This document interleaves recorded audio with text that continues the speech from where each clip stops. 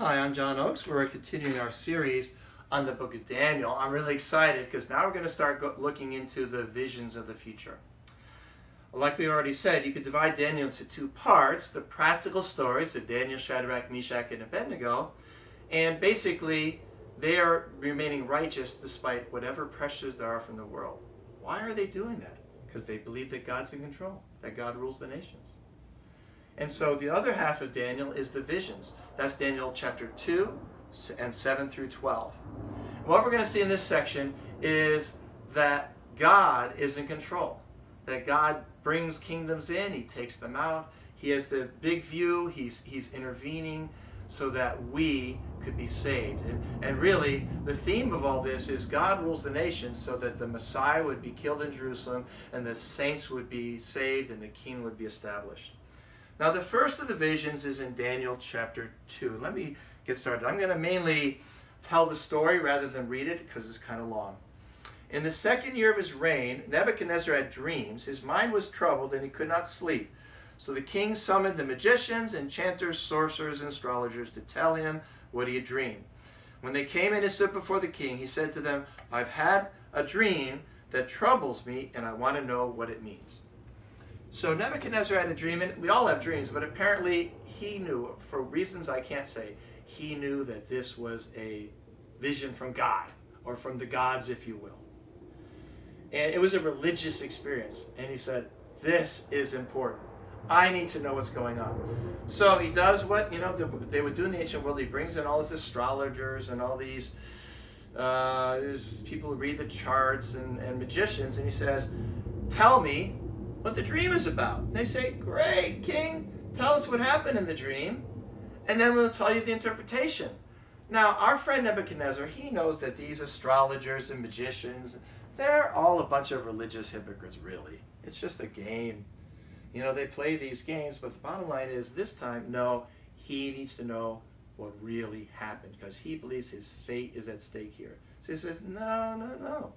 You tell me the dream first, and then you interpret it for the king. And they say, "Oh, that's not fair. Nobody ever asked us to do that. I mean, seriously, that's not fair. We can't do that, blah, blah, blah." He says, "Fine, I'm going to kill you all." Wow, pretty intense. Now, it turns out, surprisingly to us perhaps, that from the king's perspective, Daniel, Shadrach, Meshach, and Abednego were in this group of advisors that he's calling magicians and astrologers, and they were going to be killed too. So Nebuchadnezzar, the news of Nebuchadnezzar gets to Daniel and his friends, and they're like, "Oh my goodness." So they go to the king's assistant and they say, I can interpret the dream. All right? Let's go down to verse 24 so kind of see what happened here. Then Daniel went to Arioch, whom the king had appointed to execute the wise men of Babylon. And he said to him, "Do not execute the wise men of Babylon. Take me to the king, and I will interpret his dream for him." Arioch took Daniel to the king at once and said, "I have found a man among the exiles from Judah who can tell the king what this dream means." Then the king asked Daniel, also called Belteshazzar, "Are you able to tell me what I saw in my dream and interpret it?" Daniel replied, "No wise man, enchanter, magician, or diviner can explain to the king the mystery he has asked about. But there is a God in heaven who reveals mysteries. He has shown King Nebuchadnezzar what will happen in the days to come. Your dream and the visions that pass through your mind as you are lying on the bed are these." Notice this. Daniel doesn't say, yeah, I could do that. I interpret dreams. I'm pretty awesome. He says, I can't do anything, but God can. Every time, and this is consistent throughout the book of Daniel, every time Shadrach, Meshach, and Abednego or Daniel are ever called before a leader or a ruler, they always give glory to God, not to themselves. So anyway, he's going to tell him the dream. The dream he had was a huge statue, head of gold, chest and arms of silver, belly and thigh of bronze, and legs of iron. But the iron legs, which were strong and break and smash everything, they were partly strong and partly brittle. All right, and then what happened is a rock came and it shattered that statue. All right, let me read Daniel's interpretation. Bottom line is, he told Nebuchadnezzar exactly what he dreamed. And Daniel's like, Nebuchadnezzar's saying, oh my God, oh my Jehovah. He realizes that Daniel can really, really interpret dreams. So, let's read the interpretation. It starts in verse 36. This was the dream about the four-part statue. And now we will interpret it to the king. Your majesty, you are the King of kings. The God of heaven has given you dominion and power and might and glory. In your hands he has placed all mankind and the beasts of the field and the birds of the sky. Excuse me. Wherever they live, he has made you rule over them all. You are the head of gold. Daniel's kind of buttering up Nebuchadnezzar because the bottom line is he's about to give him some bad news, which is that he actually is going to lose his kingdom. So he says, you are the head of gold. After you, another kingdom will arise, inferior to yours. Next, a third kingdom, one of bronze, will rule over the whole earth. Finally, there will be a fourth kingdom, strong as iron. For iron breaks and smashes everything. And as iron breaks things to pieces, so it will crush and break all the others. Just as you saw that the feet and toes were partly of baked clay and partly of iron, so this will be a divided kingdom. Yet it will have some of the strength of iron in it, even as you saw iron mixed with clay. As the toes were partly iron and partly clay, so this kingdom will be partly strong and partly brittle. Forgive me, listeners, we have an airport right next to us. Actually, it's a naval air base. But anyway, as the toes are partly iron and partly clay, so this kingdom will be partly strong and partly brittle.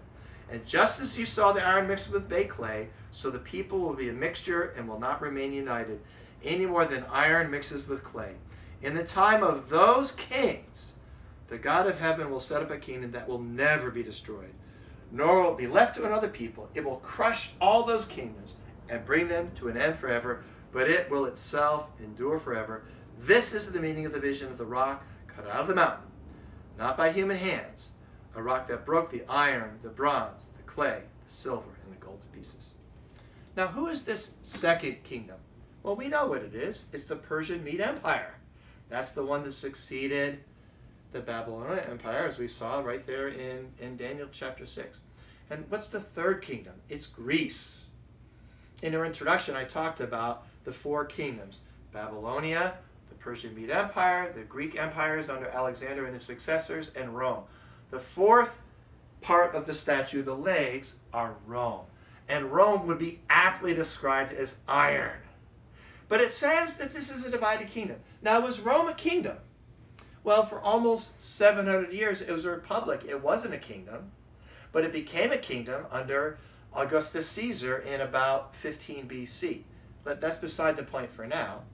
Was it a divided kingdom? Well, in 604 BC, Rome was a tiny outpost in the Tiber River, a tiny city-state, probably unheard of, all the way over there in Babylonia. But it turns out in the year 395 AD, under Theodosian, the Roman Empire was in fact divided into two. There was Eastern Rome and Western Rome. Now, according to the prophecy, one would be strong, one would be brittle. Well, it turns out the Western Roman Empire, under Theodosian, the Western Roman Empire lasted for about 55 or 60 years, when it was overcome by the Goths and the Vandals and destroyed, and never did Rome rule as an empire from the west. But the eastern part, the other leg, remember, partly strong, partly brittle, the Eastern Roman Empire lasted for over 1,000 years, finally being destroyed in the 15th century by the Turks. So exactly as prophesied is exactly what happened. The four kingdoms, the fact that the fourth would be a divided kingdom, and that one would be strong, one would be brittle. So what we have here is essentially an outline of the history of the Mediterranean region and the Near East for over 2,000 years. That's pretty impressive. But then it says there's going to be another kingdom, and it's going to come, and it's going to be formed by God, and it's going to destroy the Roman kingdom and outlast all the other kingdoms. Can you think of a kingdom that was established during the time of the Roman kings that's still around, that's lasting forever? I can. If you're a Christian, you're a part of that kingdom. It's the kingdom of God. This is a prophecy that during the time of the Roman kings, the church will be established. Now that's pretty impressive. Let's do one other vision, though, before in this lesson. Let's go forward to Daniel chapter 7. Now here, Daniel has a dream of 4 beasts. The beasts are a lion, a leopard, a bear, and then this indescribable beast. Now these beasts are the same. The lion is Babylonia, the leopard is Greece. I'm sorry, the bear is Persia, the leopard is Greece, and the undescribable, horrible beast is going to be Rome. This is a vision of the persecution of the Christian church under Domitian in the late 1st century AD. If you don't believe me, let's read what happens. So anyway, in the first year of Belshazzar, king of Babylon. So this is, let me see, 539. This is around 552 BC. So Daniel's now been in captivity for 53 years. He's still faithful. Daniel had a dream, and he saw 4 beasts. The first was like a lion. It had the wings of an eagle. I watched until its wings were torn off, and it was lifted from the ground so that it stood on 2 feet like a human being, and the mind of a human was given to it. This is Babylon, and the mind of a human and standing on feet. It's a reference to the fact that Nebuchadnezzar himself worshipped God. The second beast was like a bear. It raised up on one of its sides. It had 3 ribs, count them, 3 ribs in its mouth. Between its teeth, it was told, get up and eat, and you're filled with flesh. Now, this is Persia. This is the Persian Mede Empire that replaced Babylon. Guess how many great empires were destroyed by Persia? 3. It was Lydia, Babylon, and Egypt, which were conquered. All 3 were conquered by Cyrus and Cambyses, his son, who conquered Egypt. So it says here the second beast will devour 3 other kingdoms, which is exactly what it did. And then after that I looked, and before me was another beast, one that looked like a leopard. On its back it had 4 wings. This is Greece. Now, we're going to see Greece. Daniel chapter 8 is going to be a prophecy about these 4 wings, which are going to represent the 4 parts of Daniel's empire. So we're going to put that aside. I'm going to get to the terrible beast in verse 7. After that, in my vision at night, I looked, and there before me was a 4th beast, terrifying and frightening and very powerful. It had large iron teeth. It crushed and devoured all its victims. We're talking about Rome, right? And it trampled underfoot whatever was left. It was different from the former beast, and it had 10 horns. While I was thinking about the horns, there before me was another horn, a little one, which came up among them, and 3 of the first horns were uprooted before it. This horn had eyes like the eyes of a human being, and a mouth that spoke boastfully. All right, so imagine how Daniel felt about this vision. I don't know about you, but the first time I read that, I thought, hello, a beast with 10 horns, a little horn speaking boastfully. I mean, what a strange vision. What could this possibly be? Well, one thing we know is it's a vision of the iron beast. It's a vision of Rome. Now, luckily for us, and luckily for Daniel, he was given an interpretation. He was blown away by this thing. So he was given an interpretation. An angel told him, starting down in verse 17. So he told me, and he gave me the interpretation of these things. The 4 great beasts are 4 kings that will rise from the earth, the 4 empires. The holy people of the Most High will receive the kingdom and possess it forever, yes, forever and ever. Again, this is a prophecy about the kingdom and how God is going to establish the kingdom. So he wanted to know the details about the horn and all those other things, and the 10 horns and the little horn and all that, and the coming of the Ancient of Days. So then he's given the interpretation in verse 23. The 4th beast is a 4th kingdom that will appear on earth. It will be different from all the other kingdoms. It will devour the whole earth, trampling it down and crushing it. The 10 horns are 10 kings who will come from this kingdom. Now, did Rome have kings? The answer is, for 700 years, Rome had no kings. But with the arrival of Augustus Caesar, Rome now had kings. All right? So the first 10 horns are 10 kings, and the 11th horn is a 11th king. All right? Let me read about that. After then, another king will arise different from the earlier ones. He will subdue 3 kings. He will speak against the Most High and oppress his holy people and try to change the set times and the laws. The holy people were delivered into his hands for a time, times, and a half a time. I'm telling you, folks, this is awesome. The 11th king. You know who the 11th king of Rome was? His name was Domitian. Okay, it goes Augustus, Tiberius, etc. You can, in fact, what you could do is go to my website or get a copy of my book on Daniel. It lists the 10 first kings. But it turns out the 7th king was Nero, and he was killed in 67 BC.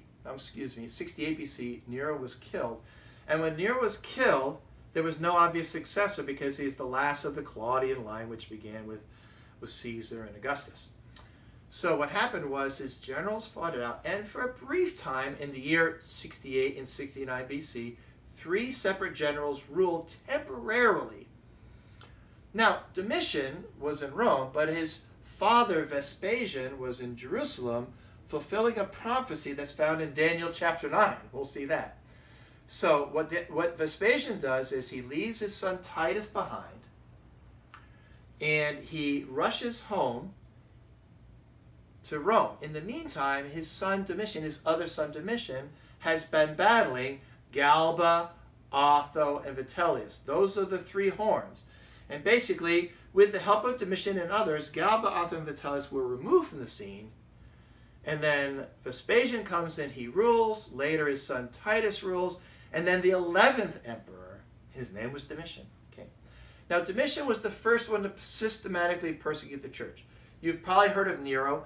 Nero had a bit of a temper tantrum. He tried to blame the burning of Rome on the Christians, and he lit a few of them up, and it was terrible persecution. But it was a local persecution, fairly small, only in Rome, not general across the empire. The first empire to have a general persecution against the church, his name was Domitian, and he was the 11th. And he helped to kick out 3 kings. Now, how often does this happen? That one king is able to remove 3 other kings that came before him. That's got to be a very rare event in history, but that's what happened. And it says he spoke boastfully. This guy Domitian was so prideful, his name became synonymous with arrogance. He demanded to be addressed as my Lord God Domitian. This guy was so arrogant, he said, we're going to take the 10th and the 11th month. Actually, they were the 8th and 9th month back then, but and we're going to take them and we're going to replace them. And he said one of them is going to be called Domitianus. So October became Domitianus, and November became Germanicus, which was his second name. This guy was such an arrogant jerk that he actually had the months named after him during his lifetime. Hey, Augustus, we name August after Augustus, but he didn't do it. It was his successors. July is named after Julius Caesar, but he didn't do it. It was the successors that did that. This guy. Now, again, the prophecy made in 552 BC, 650 years before the event, was that an arrogant, prideful man will attack the saints, will take the throne, and he'll try to change the set times. Exactly what he did. How precise is that? It also says he will try to change the laws. Now, Rome had the most famous legal system in the entire ancient world. That's a fact. It's called Roman law. Even today, many countries like France and South America are under a version of Roman law. This arrogant jerk, forgive me, but seriously, this arrogant man was so prideful he wiped out the entire Roman law and he created the Domitian law. He changed the set times and the laws exactly as prophesied 650 years beforehand. That is amazing. Now what happened was, when Domitian died, they returned the names of the month to what we call October and November, which would be the 8th and 9th month. They removed all of Domitian's laws, brought back in the Roman law. But anyway, it says here, it says, the holy people will be delivered into his hands for a time, times, and half a time. Now that means that's 3.5. And in symbolic apocalyptic language, that means that there's going to be a persecution for a certain unknown but limited length of time. Now the Christians could read Daniel, and they could see the prophecy right here. It's going to be time, times, and half a time. Who allowed this persecution to happen? The answer is God allowed it to happen. And through this persecution, the church was kept holy and pure, and it continued to grow. But you know what it says here, verse 26? But the court will sit, his power will be taken away and completely destroyed forever.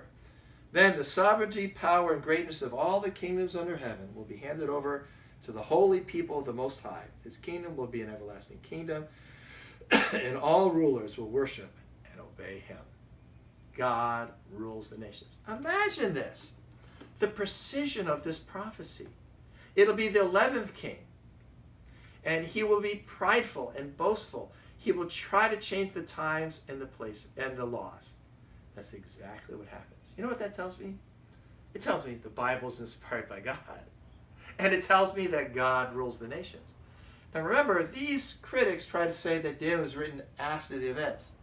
So they're going to say that Daniel was written after 95 AD, when Domitian was ruling.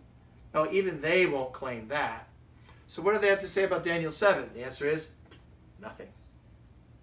Either way, the Bible is inspired by God. It's reliable history, and God rules the nations. Thank you. Okay. I hope it worked.